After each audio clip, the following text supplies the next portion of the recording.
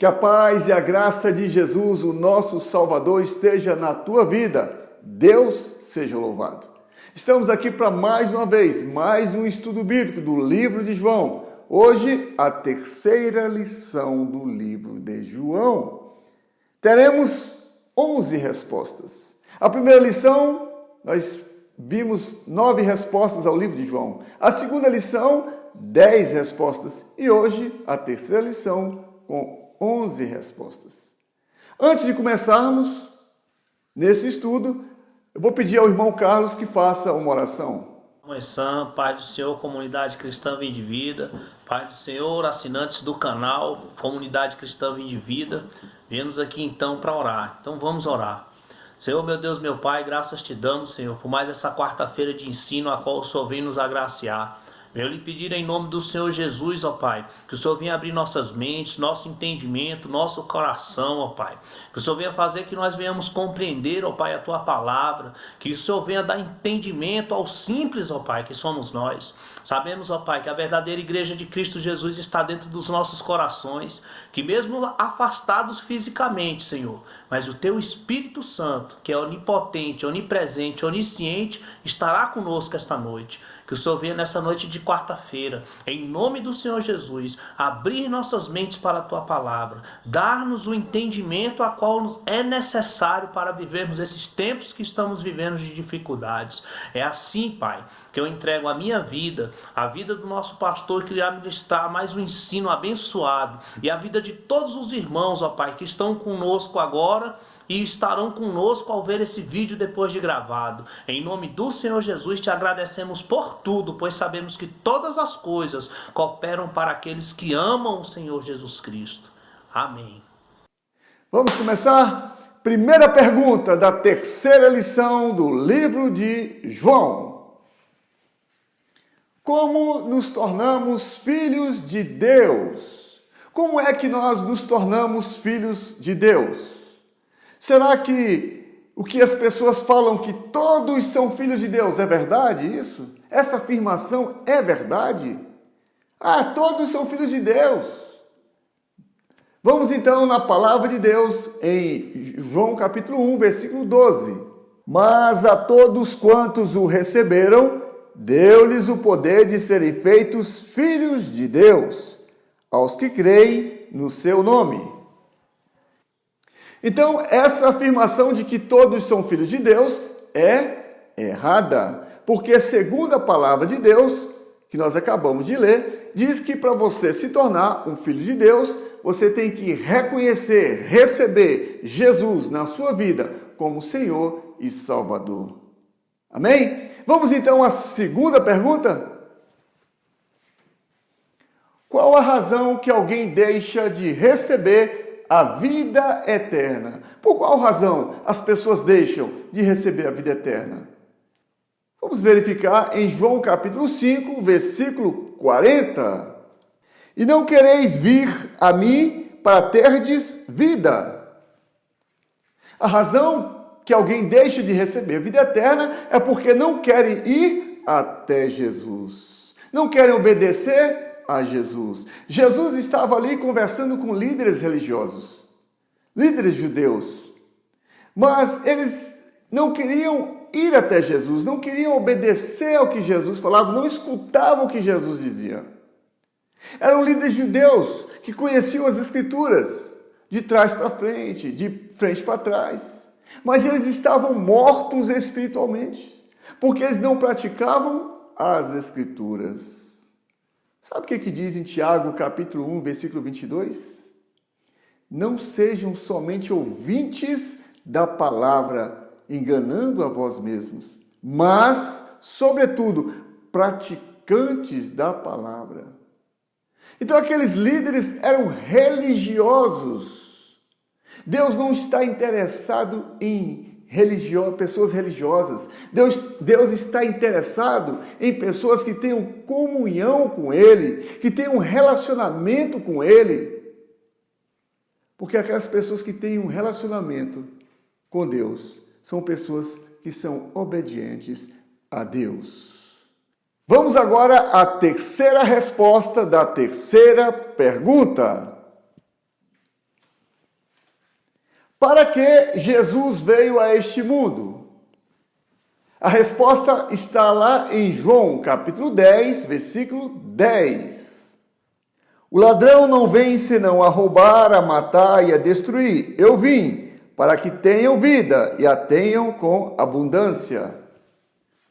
Jesus veio a este mundo para que tenhamos vida, vida com abundância. Que vida é essa? Uma vida espiritual, uma vida de comunhão com Jesus. Mas essa vida de comunhão com Jesus se manifesta através do seu relacionamento com Ele. Então é necessário ter um relacionamento com Jesus, um relacionamento de intimidade com o Espírito Santo. E aí você vai ter essa vida com abundância. Jesus não veio trazer, não veio morrer na cruz do Calvário para te dar um carro novo, uma casa nova. Não foi para te dar um emprego novo, não. Não foi. Ele veio e morreu na cruz do Calvário para te dar a vida eterna. Carro, casa, emprego é consequência do seu relacionamento com Deus, porque a palavra de Deus diz em Mateus 6,33, buscai em primeiro lugar o reino de Deus e a sua justiça, e as demais coisas vos serão acrescentadas. Então, quando você busca Deus em primeiro lugar, o que você vai precisando, Jesus vai acrescentando na sua vida. Mas não é o que você quer, é o que você precisa, porque Ele cuida de ti. Jesus cuida de você. Amém? Então vamos agora à quarta resposta da quarta pergunta. Quem é a verdade? Quem é a verdade? Essa resposta nós podemos verificar em João capítulo 14, versículo 6. Eu sou o caminho, a verdade e a vida. Ninguém vem ao Pai senão por mim. Então a verdade é Jesus. Jesus é a verdade absoluta. A palavra de Deus diz em Hebreus capítulo 13, versículo 8, que Jesus é o mesmo ontem, hoje e para todo sempre. Mas existe uma verdade relativa. Antigamente, tinha uma certa denominação religiosa que dizia que a televisão era coisa do diabo, que nós deveríamos pegar nossas televisões, os nossos televisores e jogar lá na rua, porque aquilo ali era coisa do diabo. Mas hoje, essa mesma denominação religiosa que condenava a televisão, hoje é dona de uma emissora de televisão. Então, a verdade relativa. Mas o que querem fazer com a Bíblia, a palavra de Deus? O que era pecado, eles dizem que hoje não é mais pecado. Por exemplo, Deus estabeleceu o casamento entre um homem e uma mulher. Verdade absoluta. Jesus não muda. Mas hoje eles dizem que não. Pode casar um homem com homem, uma mulher com mulher. Não tem problema. A sociedade estabeleceu isso. Transformaram a verdade em mentira. Vamos agora à resposta número 5 da pergunta número 5. Qual é o único caminho para chegarmos a Deus? Qual o único caminho para chegarmos a Deus? Está lá a resposta em João, capítulo 14, versículo 6. Disse-lhe Jesus, eu sou o caminho, a verdade e a vida. Ninguém vem ao Pai senão por mim. Então a resposta é, Jesus é o único caminho que chega até Deus. Mas muitos falam, todos os caminhos vão dar a Deus. Mentira! O único caminho que chega até Deus é Jesus. Se te apresentarem um outro caminho, sai fora, porque o único é Jesus. Vamos confirmar também essa informação em 1 Timóteo capítulo 2, versículo 5. Porque há um só Deus e um só mediador entre Deus e os homens, Jesus Cristo, homem. Então o texto diz que existe um só Deus e um só mediador entre Deus e os homens. Quem? Cristo Jesus. Verdade absoluta. Ah, mas todos os caminhos vão chegar até Deus. Será isso uma verdade? Não. O único caminho que vai chegar até Deus é Jesus. Ah, mas qualquer um pode mediar entre eu e Deus. Não. O único mediador entre Deus e os homens é Jesus. Se te apresentarem outro, sai fora. Porque o único é Jesus. Foi ele que foi enviado por Deus para sofrer as dores ali naquela cruz. Foi ele que foi enviado por Deus para pagar o preço na cruz do Calvário em teu favor. Foi ele que pagou a tua dívida de pecado. Foi Jesus. Foi Jesus. Vamos agora à sexta resposta da sexta pergunta. Qual a única porta para a salvação? A resposta está em João capítulo 10, versículo 9. Eu sou a porta, se alguém entrar por mim, salvar-se-á, e entrará e sairá e achará pasto. Então Jesus é a porta da salvação. É Jesus. Quando você entra pela porta que é Jesus, você encontra a salvação. Não queira ir atrás de outras portas. Agora, uma observação. Falei isso no vídeo anterior sobre a Arca de Noé. Vou falar novamente. Essa porta, ela não sofreu nenhum tipo de reforma. Essa porta continua estreita. E depois dessa porta estreita, há um caminho apertado. Tá bom? Então, a porta da salvação se chama Jesus. Infelizmente, nós percebemos que tem muitos que se fazem de porta, nem deixam as pessoas entrarem no céu e nem entram no céu. Vamos agora à sétima resposta da sétima pergunta. É possível crer em Jesus sem nunca tê-lo visto? Será que é possível acreditar em Jesus sem nunca ter visto Jesus fisicamente, humanamente? Vamos à resposta em João capítulo 20, versículo 29. Disse-lhe Jesus: por que me viste, Tomé? Creste? Bem-aventurados os que não viram e creram. Então é possível crer em Jesus sem nunca tê-lo visto. Ele diz que nós que acreditamos nele sem nunca tê-lo visto, nós somos bem-aventurados. Bem-aventurado quer dizer felizes.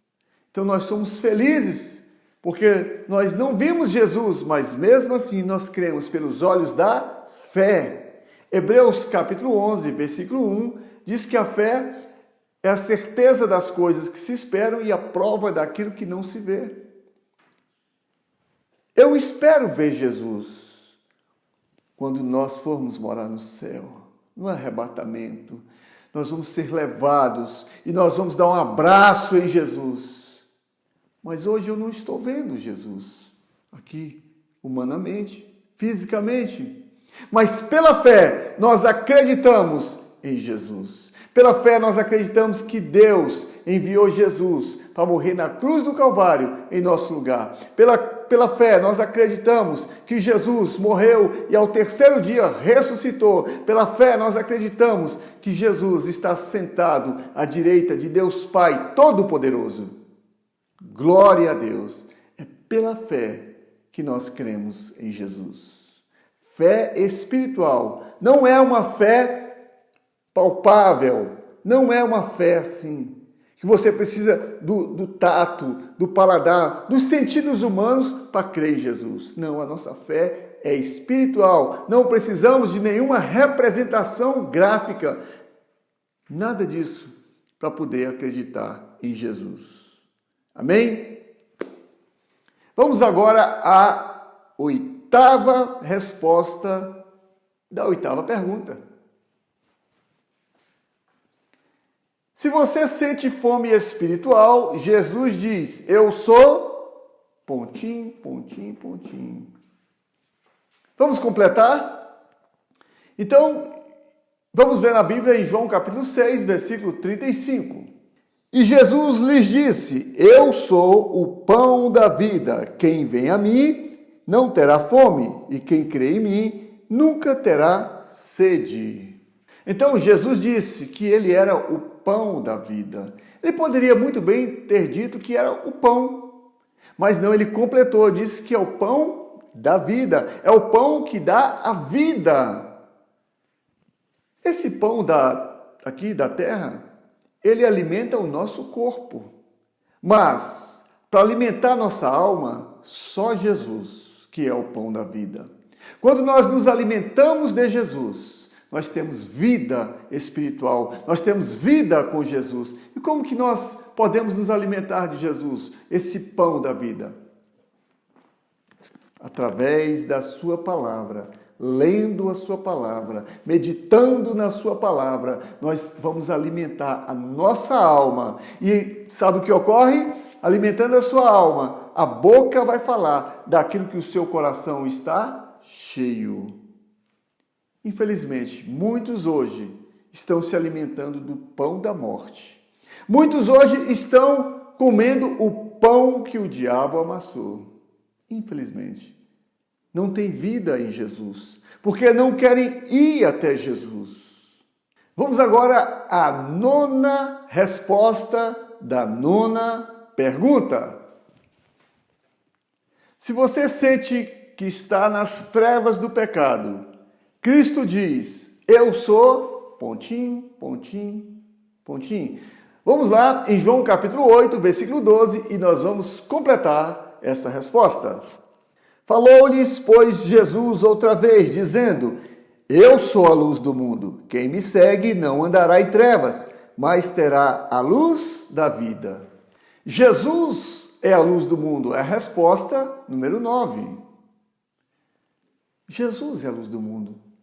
Quem segue a Jesus não anda nas trevas do pecado, mas tem a luz da vida. A palavra de Deus revela no Salmo 119, versículo 105, lâmpada para os meus pés é a tua palavra e luz para iluminar o meu caminho. Então, é a palavra de Deus, é Jesus, que é a luz do mundo, que ilumina o nosso caminho espiritual, que outrora andava em trevas. Coloque a palavra de Deus em prática, para que teu caminho seja glorioso, para que teu caminho seja iluminado. Amém? Vamos agora à 10ª pergunta e a 10ª resposta. Quem é Jesus em João 15, versículo 1? Eu sou a videira verdadeira e meu pai é o lavrador. Então a resposta é que Jesus é a videira verdadeira. Jesus poderia muito bem ter falado, eu sou a videira. Não, mas ele completou. Além de videira, é verdadeira. Ele diz no versículo 2 que nós somos os ramos. Os ramos. Em qual ramo você está ligado? Na videira verdadeira ou na videira falsa? Porque existe um falso evangelho pregado por aí, um falso Jesus sendo pregado por aí. Um Jesus que só se preocupa com carro, com casa, um Jesus que só se preocupa com emprego, com dinheiro, mas não se preocupa com a vida eterna, em dar a vida eterna. Essa é a videira falsa. Mas a verdadeira videira se preocupa, sobretudo, com a tua vida eterna. Se preocupa, sobretudo, com a tua alma. Em Hebreus capítulo 9, versículo 27 diz, depois da morte segue-se o juízo. Ou seja, ou é céu ou é inferno. Jesus se preocupa para onde você vai, a sua alma para onde que ela vai. Esse falso Jesus que andam pregando por aí, nós podemos ver isso que o próprio apóstolo Paulo também se preocupou. Está lá em Gálatas capítulo 1, versículo 8. Vamos verificar? Mas, ainda que nós mesmos, ou um anjo do céu, vos anuncie outro evangelho, além do que já vos tenho anunciado, seja anátema. Paulo está dizendo que, ainda que ele ou um anjo venha do céu e anuncie um outro evangelho, é o que estão fazendo por aí, que seja anátema, que seja maldito. Infelizmente, esse outro evangelho tem arrebanhado milhões e milhões de pessoas, infelizmente. Mas Jesus disse, em João capítulo 7, versículo 38, quem crê em mim, conforme diz a Escritura, rios de água viva fluirão do seu interior. Então nós temos que crer em Jesus, a videira verdadeira, conforme diz a Escritura Sagrada, a Bíblia, a Palavra de Deus. O povo bereano, todas as vezes que Paulo pregava o Evangelho, o povo ia lá e conferia para ver se Paulo estava falando a verdade. Muitos hoje têm preguiça de ir ao Evangelho, escutam todo tipo de doutrina, mas não verificam na palavra de Deus se aquilo é verdade ou se é uma heresia. O que é uma heresia? É um ensinamento fora da palavra de Deus. Então temos que ter cuidado, porque nós só temos uma chance, ou é céu ou é inferno. Então se preocupe com a tua vida espiritual, se preocupe com a tua alma. Aonde você quer morar? No céu ou no inferno? Vamos agora para a última resposta da última pergunta. O que fazer para entrar no céu? O que fazer para entrar no céu? Muitos se perguntam, mas não tem a resposta correta. Mas a palavra de Deus, a Bíblia, nos informa. E o endereço é João capítulo 3, versículo 3. Jesus respondeu e disse-lhe, na verdade te digo, que aquele que não nascer de novo não pode ver o reino de Deus.